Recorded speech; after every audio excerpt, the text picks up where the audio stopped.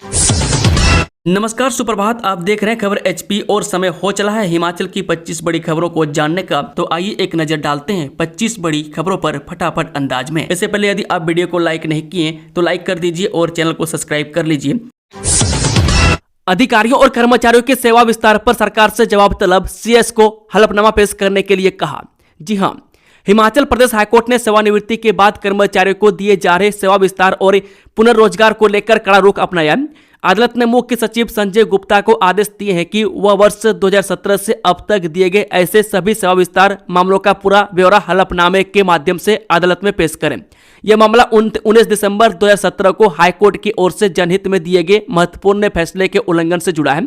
उस समय अदालत ने आदेश दिया था कि किसी कर्मचारी को उसकी सेवानिवृत्ति की आयु के बाद तब तक सेवा विस्तार नहीं दिया जाएगा जब तक कि वह हैंडबुक के ऑन पर्सनल मैटर्स के अध्याय 22 और फंडामेंटल रूल्स 56 क्लॉज डी के विशेष प्रावधानों के तहत न आता हो।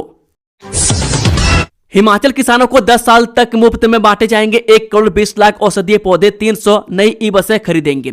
जी हां, हिमाचल प्रदेश सरकार ने डाबर कंपनी के प्रतिनिधियों के साथ मेमोरेंडम ऑफ एग्रीमेंट पर हस्ताक्षर किए। डाबर कंपनी हिमाचल प्रदेश के किसानों को 12 लाख औषधीय पौधे हर साल देगी।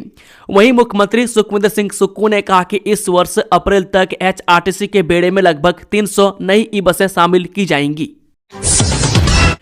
हिमाचल हाईकोर्ट ने कहा, मेयर का कार्यकाल बढ़ाने पर स्थिति स्पष्ट करे प्रदेश सरकार।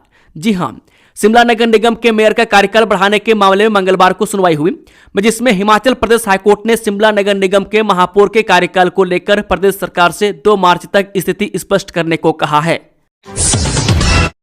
किसी भी पात्र लाभार्थियों की न रोकी जाए सामाजिक सुरक्षा पेंशन, सीएम सुक्खू ने बैठक में दिए निर्देश।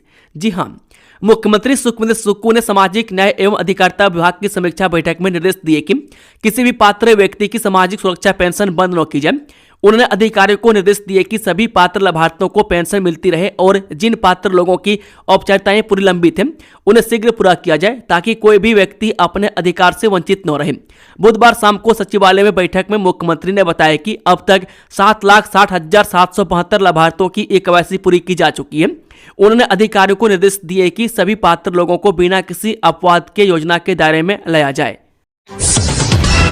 बिजली बोर्ड की ऑनलाइन सेवा 5 दिन तक रहेगी ठप, सॉफ्टवेयर किया जा रहा अपग्रेड। जी हां, हिमाचल प्रदेश बिजली बोर्ड के सॉफ्टवेयर के अपग्रेड करने के कारण 5 दिन तक ऑनलाइन बिल भुगतान और अन्य सेवाएं ठप रहेंगी।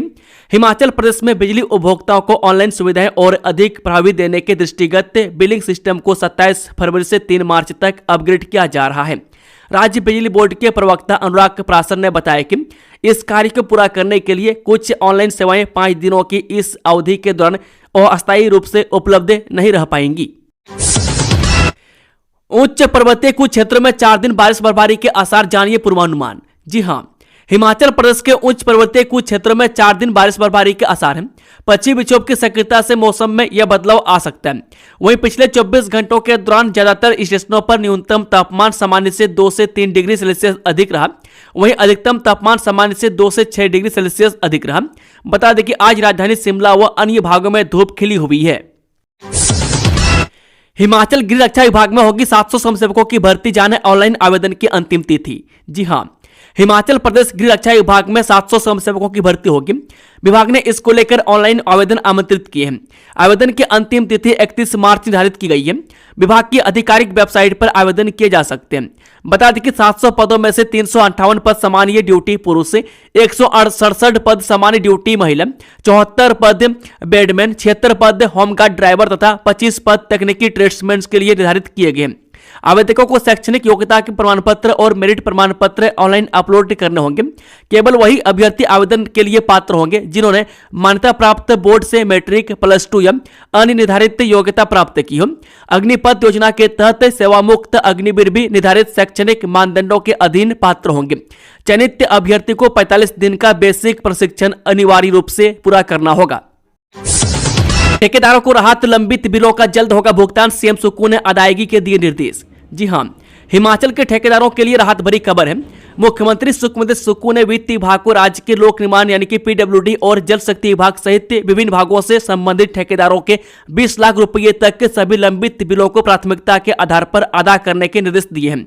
वित्त विभाग के एक प्रवक्ता ने आज यहां जानकारी दी कि लगभग 225 करोड़ रुपए की बकाया राशि शीघ्र ही विभिन्न ठेकेदारों को जारी की जाएगी। उन्होंने कहा कि यह निर्णय छोटे और मध्यम ठेकेदारों पर पड़ रहे वित्तीय बोझ को कम करने तथा राज्य भर में चल रहे विकास कार्यों के सुचारू और निर्बाध क्रियान्वयन को सुनिश्चित करने के उद्देश्य से लिया गया है।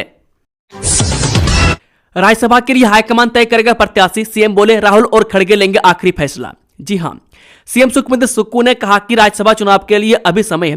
राज्यसभा के चुनाव का फैसला हाईकमान करती है। राहुल गांधी और मल्लिकार्जुन खड़गे प्रत्याशी का चयन करेंगे। हाईकमान ही इसका निर्णय लेगा। इसके बाद हम उन्हें वोट डालकर उसे राज्यसभा भेजेंगे। हम चाहते हैं कि भारतीय जनता पार्टी सहयोग करें, लेकिन वे सहयोग करने के पक्ष में नहीं है।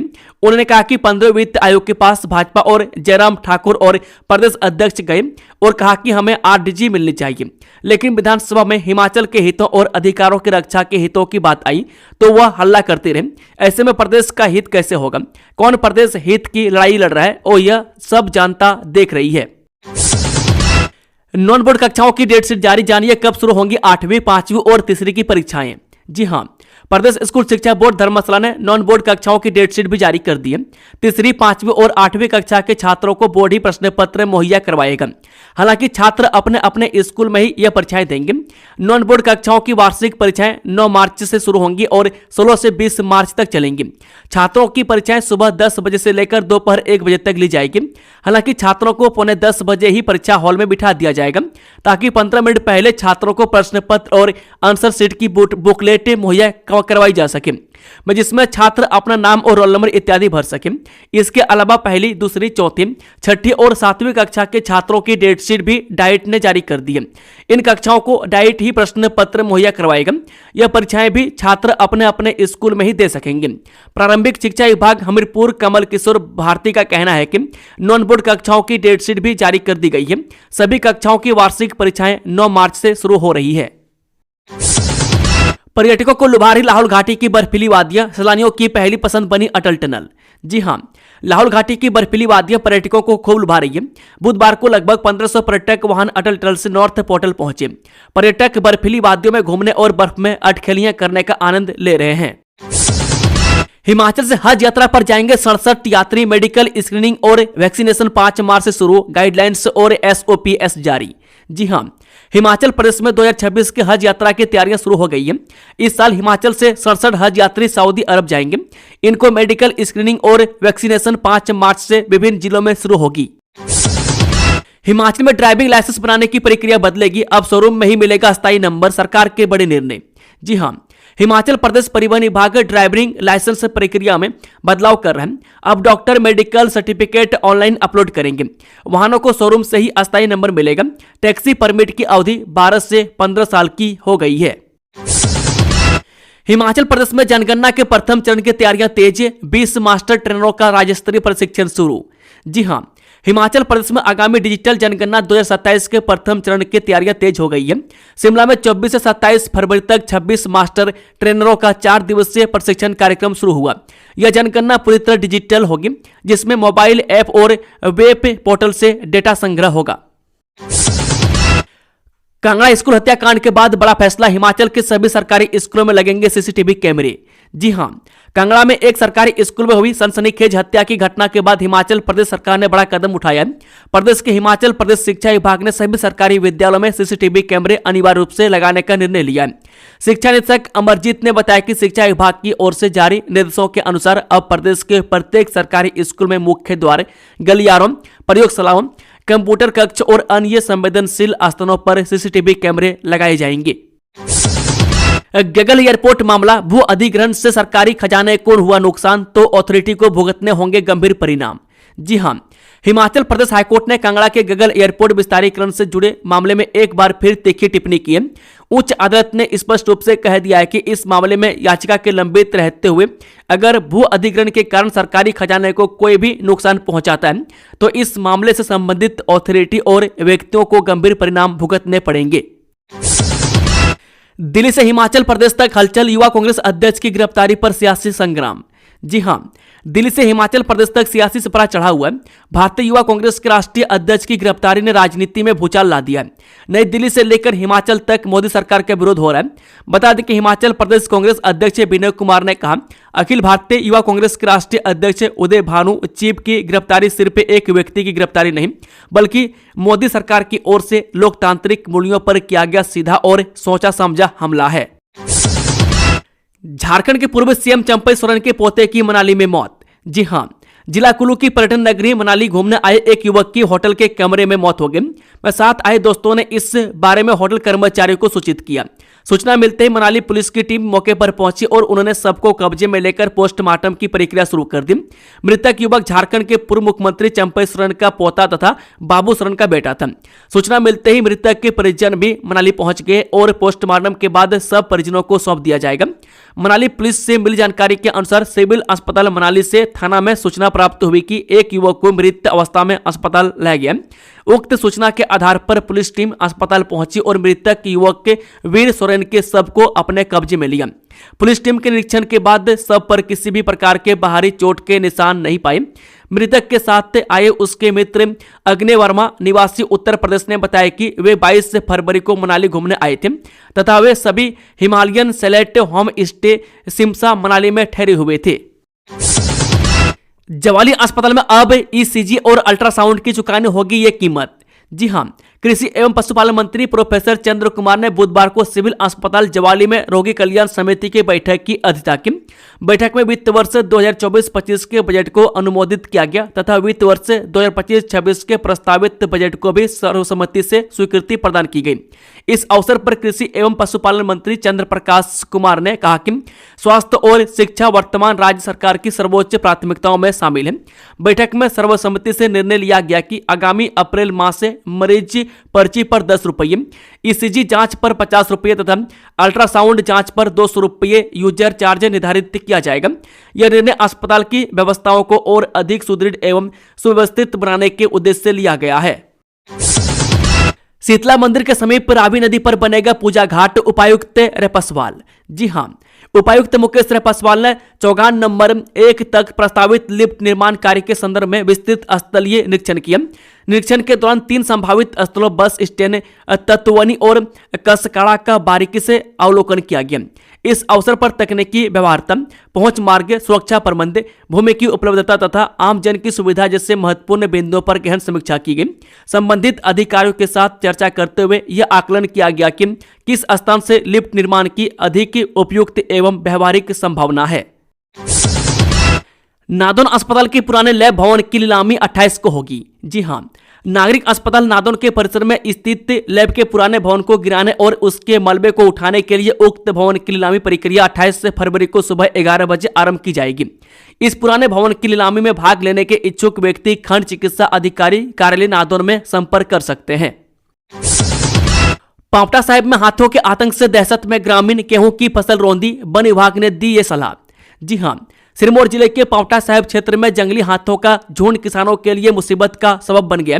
वहीं बाता मंडी गांव में मंगलवार रात हाथियों ने धावा बोलकर करीब 1 बीघा गेहूं की खड़ी फसल को रौंद दिया। वहीं पिछले महज 10 दिनों के भीतर इलाके में यह दूसरी बड़ी घटना है, जिससे स्थानीय किसानों में भारी रोष और दहशत का माहौल है।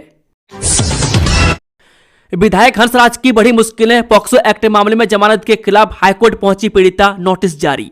जी हां, हिमाचल प्रदेश के चंबा जिला के चुराह से भाजपा विधायक हंसराज के खिलाफ दर्ज पॉक्सो एक्ट मामले ने अब न्याय मोड़ ले लिया। पीड़िता ने चंबा की निचली अदालत द्वारा विधायक को दी गई नियमित जमानत के फैसले को हाईकोर्ट में चुनौती दी है। इस पर कड़ा संज्ञान लेते हुए हाईकोर्ट ने विधायक हंसराज सहित सभी संबंधित पक्षों को नोटिस जारी कर दिया है। बता दें कि न्यायमूर्ति राकेश कैंथला की एकल पीठ ने इस मामले पर सुनवाई करते हुए राज्य सरकार को अगले 4 सप्ताह के भीतर अपना विस्तृत जवाब दाखिल करने के आदेश दिए। पीड़िता की ओर से अधिवक्ता BL सोनी और नितिन सोनी ने दलीलें पेश की। अदालत ने फिलहाल मामले के मेरिट यानी कि गुण दोष पर कोई टिप्पणी नहीं की है, लेकिन सरकार और पुलिस प्रशासन से जवाब मांगा है। बेरोजगार युवाओं के लिए सुनहरा मौका, हिमाचल में 700 पदों पर होगी होमगार्ड की भर्ती, इस डेट तक कर सकते हैं अप्लाई। जी हां, हिमाचल प्रदेश में नौकरी की तलाश कर रहे युवाओं के लिए अच्छी खबर है। प्रदेश गृह रक्षा विभाग में 700 होमगार्ड स्वयंसेवकों की भर्ती होगी। विभाग की ओर से इस संबंध में आधिकारिक अधिसूचना जारी कर ऑनलाइन आवेदन आमंत्रित किए गए हैं। अग्निवीर जवान के साथ हुई बड़ी अनहोनी, बुझ गया घर का इकलौता चिराग, सैन्य सम्मान के साथ दी अंतिम विदाई। जी हां, जिला कांगड़ा के उपमंडल जवाल की पंचायत बेही पठियार के 20 वर्षीय अग्निवीर जवान अमनीत कुमार की एक सड़क हादसे में मृत्यु हो गई। सोमवार शाम को यह हादसा उस समय हुआ जब अमनीत अपनी छुट्टियां पूरी कर वापस ड्यूटी ज्वाइन करने जा रहे थे। जानकारी के अनुसार डोगरा रेजिमेंट में तैनात अमनीत पुत्र बलवंत सिंह अपनी यूनिट ज्वाइन करने के लिए निकले थे। वह जोंटा के समीप उनकी बाइक दुर्घटनाग्रस्त हो गई। घायल अवस्था में उन्हें तुरंत नूरपुर अस्पताल ले जाया गया, लेकिन उपचार के दौरान उन्होंने दम घोट दिया। अमनीत वर्तमान में हैदराबाद में अपनी सेवाएं दे रहे थे। अमनीत के निधन से पूरे क्षेत्र में शोक की लहर है। वह अपने माता पिता के इकलौते पुत्र थे और उनकी 2 बहनें हैं। 296 पंचायतों की बदलेगी तस्वीर, 1010 करोड़ के जायका प्रोजेक्ट के फेज 2 का आगाज। जी हां, जापान अंतर्राष्ट्रीय सहयोग एजेंसी जायका का हिमाचल प्रदेश में 1010 करोड़ के कृषि प्रोजेक्ट के फेज 2 का शुभारंभ मंगलवार को धर्मशाला से कर दिया गया। दूसरे चरण के तहत पहली राष्ट्रीय कार्यशाला का आयोजन धर्मशाला में कुणाल पथरी मंदिर के पास स्थित निजी होटल में किया गया। 1000 करोड़ से अधिक जायका प्रोजेक्ट से पहाड़ी राज्य हिमाचल प्रदेश के 12 जिलों के 296 पंचायतों की तस्वीर बदलेगी। इसमें कृषि बागवानी को सिंचाई के नए आयाम स्थापित होने के साथ ही वैज्ञानिक तरीके से खेती पर कार्य किया जा रहा है। अग्निवीरों को रेलवे में भी मिलेगी नौकरी, सेना और रेलवे के बीच सहयोग पर बनी सहमति। जी हां, 4 साल के कार्यकाल के बाद सेना छोड़ने वाले अग्निवीर रतन सेना से सेवानिवृत्त होने वाले सैनिकों के लिए अच्छी खबर है। सेना और रेलवे ने अग्निवीरों तथा सेवानिवृत्त सैनिकों को दोबारा रोजगार के अवसर मुहैया कराने के लिए एक सहयोग ढांचे पर सहमति व्यक्त की है। अग्निवीरों के पहले बैच का कार्यकाल इस वर्ष समाप्त होने वाला है और इसे देखते हुए सेना तथा रेलवे की यह पहल उन्हें कुछ राहत देने वाली है। सरकार ने अग्निवीरों के लिए दूसरा रोजगार सुनिश्चित करने के लिए इससे पहले केंद्रीय पुलिस बलों की भर्ती में भी उनके लिए आरक्षण का प्रावधान किया है। शिक्षा निदेशालय ने नगेता स्कूल के लेक्चरर को दी अनिवार्य सेवानिवृत्ति, जानिए पूरा मामला। हिमाचल प्रदेश स्कूल शिक्षा निदेशालय ने भ्रष्टाचार के आरोप सिद्ध होने पर सिरमौर जिले के राजकीय वरिष्ठ माध्यमिक विद्यालय नगेता में तैनात प्रवक्ता गणित हार्दिक कुमार को अनिवार्य सेवानिवृत्ति दे दी है। आदेश तत्काल प्रभाव से लागू कर दिया गया है। हार्दिक कुमार के खिलाफ केंद्रीय सिविल सेवा यानी कि वर्गीकरण नियंत्रण एवं अपील नियम 1965 के नियम 14 के तहत 16 अक्टूबर 2021 को अनुशासनात्मक कार्रवाई शुरू की गई थी। यह मामला उस समय सामने आया था जब वह राजकीय वरिष्ठ माध्यमिक विद्यालय तरुवाला में ICT लैब प्रभारी के रूप में कार्यरत थे। जून 2021 में हार्दिक कुमार पर एक सामग्री आपूर्तिकर्ता से फोन पर बातचीत के दौरान रिश्वत मांगने का आरोप लगा। नर्सिंग और BAMS का अनुपूरक परिणाम घोषित अभ्यर्थी ऐसे कर सकते हैं चेक। जी हां, हिमाचल प्रदेश विश्वविद्यालय ने दिसंबर में आयोजित विभिन्न पाठ्यक्रमों की अनुपूरक परीक्षाओं के परिणाम घोषित कर दिए। परीक्षा नियंत्रक कार्यालय ने BSc नर्सिंग तृतीय वर्ष, BSc नर्सिंग चतुर्थ वर्ष तथा BAMS चतुर्थ वर्ष के परिणाम जारी किए। BSc नर्सिंग तृतीय वर्ष अनुपूरक परीक्षा का परिणाम 66.66% रहा। BSc नर्सिंग चतुर्थ वर्ष के अनुपूरक परीक्षा में सभी परीक्षार्थी सफल रहे। BAMS चतुर्थ वर्ष अनुपूरक परीक्षा का परिणाम भी 100% रहा। विश्वविद्यालय प्रशासन ने संबंधित विद्यार्थियों को सलाह दी है कि वे अपना परिणाम विश्वविद्यालय की वेबसाइट पर लॉगिन कर देख सकते हैं। इसके अलावा महाविद्यालयों के प्राचार्य को भी परिणाम संबंधी सूचना भेज दी गई है ताकि विद्यार्थियों को समय पर जानकारी मिल सके। परीक्षा नियंत्रक प्रोफेसर श्याम लाल कौशल ने बताया कि परीक्षा प्रक्रिया निर्धारित समय में पूर्ण कर परिणाम जारी किए। परिणाम घोषित होने के बाद विद्यार्थियों में उत्साह का माहौल देखा गया। ऊंचे पहाड़ों पर भारतीय अमेरिकी जवानों ने दिखाया दम, 15 मार्च तक चलेगा वज्र प्रहार सैन्य अभ्यास। जी हां, भारत और अमेरिका के बीच रक्षा संबंधों को नई ऊंचाइयों पर ले जाते हुए मंगलवार को हिमाचल प्रदेश के बकलो स्थित स्पेशल फोर्सेज ट्रेनिंग स्कूल में संयुक्त सैन्य अभ्यास वज्र प्रहार 2026 शुरू हो गया। 15 मार्च तक चलने वाले इस 16वें संस्करण में भारतीय सेना के पैरा स्पेशल फोर्स के 45 जाबाज और अमेरिकी सेना के ग्रीन बरे के 12 कमांडो शामिल हो रहे हैं। दोस्तों, खबरों का सिलसिला यह समाप्त होता है। अगर जानकारी पसंद आई तो वीडियो को लाइक, शेयर, चैनल को सब्सक्राइब जरूर से जरूर कर लें और कमेंट बॉक्स में कमेंट करके बताएं कि आपको किस प्रकार के न्यूज़ चाहिए। Thank you, all the best. जय हिंद, जय हिमाचल।